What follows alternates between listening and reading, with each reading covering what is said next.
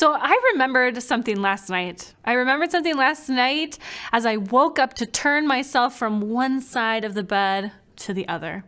I remembered it, and instead of immediately drifting off into sleep, I woke up all the way.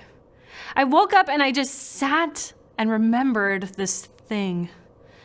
I remember that in 5th grade, I decided to throw an end of the year party. And there were some people in my class that I didn't invite to the party. And I made them feel left out. I hurt their feelings. And I should have known better than to so publicly exclude people. I woke up with that memory, and guilt invaded my body. And that guilt invited more guilt. And then I was awake enough to remember that in high school, once I totally ditched my very best friend to hang out with a boy. And then the shame that set in from those memories, it invited even more shame. And then I remembered the time that my mom and I got in such a big argument that we didn't talk for months. I sat and I stewed with these memories, and tears actually flooded into my eyes at 3 a.m. I had to actually sit up in my bed as my lungs inflated into my throat. Shame and guilt are tricky. They're tricky. We like to keep them at bay by living our busy lives, moving from one activity to the next, juggling 9 things at once, filling our days with media and social media and hobbies. But it's when I'm alone with my thoughts, in the car, in the shower, doing the dishes, or laying in bed, that I'm left to reconcile my shame with myself. Sometimes it's something that I've done that day, and oftentimes it's something that I've wrestled with before, or many times before. It spirals quickly and it catches in my throat. Some of these things I just can't let go of. Some of these things I just can't forgive myself for. I'm certain that I don't deserve forgiveness for some of the things that I've done. I think it's safe to say that we've all been there in some way, shape, or form, halted by something we feel shame or guilt over. Sometimes forgiveness from others can ease this discomfort. But what I truly believe, is that we are halted by these feelings of shame and guilt, either partially or totally, until we are also able to forgive ourselves. In Ephesians 1:7, it says, "In him, in Christ, we have redemption through his blood, the forgiveness of sins in accordance with the riches of grace." And the Greek word translated for forgiveness in this text literally means to send off, to send away, to release, to let go. The word translated for sin in this verse is used when describing a transgression or trespass, a falling by the way, or a person deviating from the way. And all people have fallen away from God. We all stand guilty.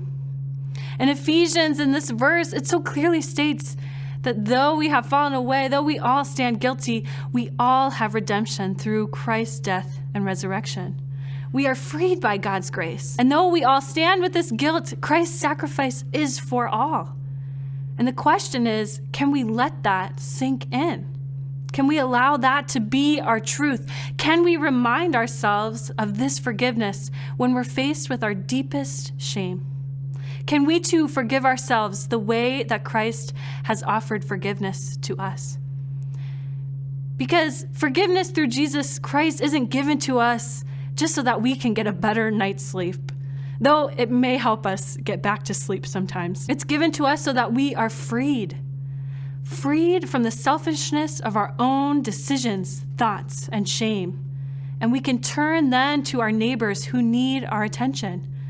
We can put down our guilt from hurt or harm we've caused and humbly pursue peace and healing instead.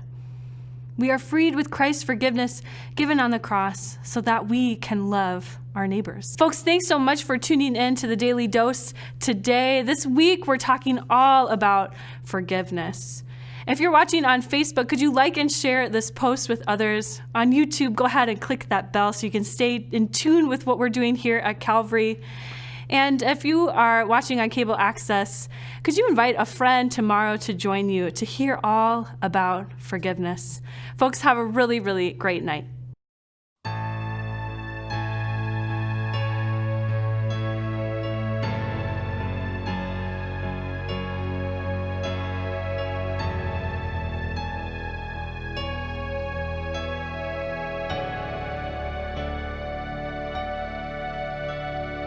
He is jealous for me.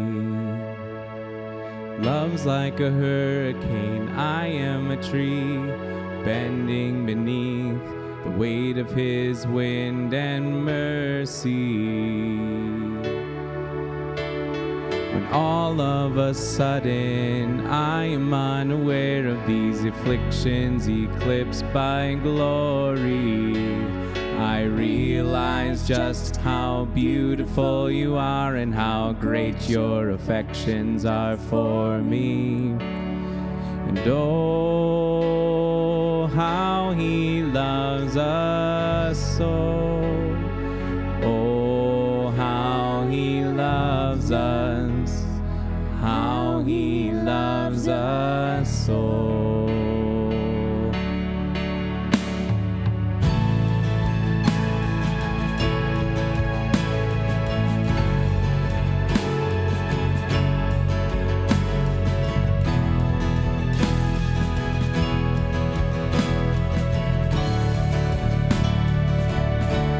He is jealous. He is jealous for me. Love's like a hurricane, I am a tree, bending beneath the weight of his wind and mercy. When all of a sudden I am unaware of these afflictions eclipsed by glory, I realize just how beautiful you are and how great your affections are for me. And oh,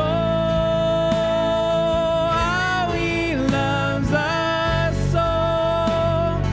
Oh, how he loves us. How he loves us so.